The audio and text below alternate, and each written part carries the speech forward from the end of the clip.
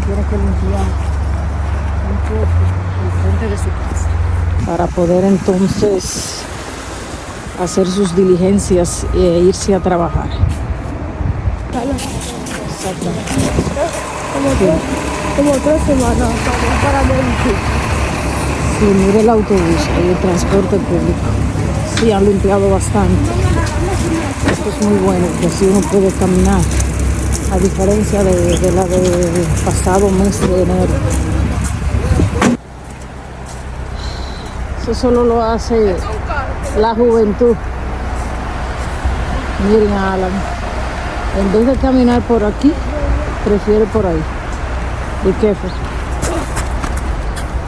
Aquí hay disfrutar algo. Sí, a esa edad se disfruta.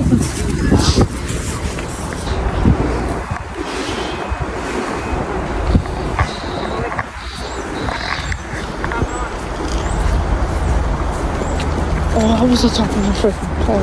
La realidad, señores, la otra cara de la nieve no son una de las fotos, la de las imágenes impresionantes, son estas. Salir, trabajar, comprar, llevar niños a la escuela, hacer diligencias, etc.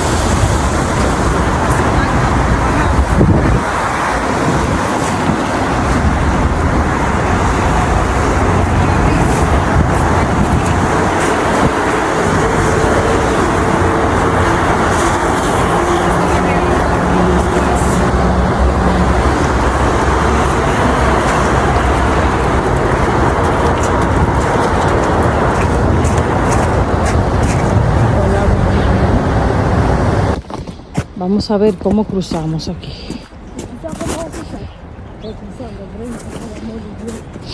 Miren.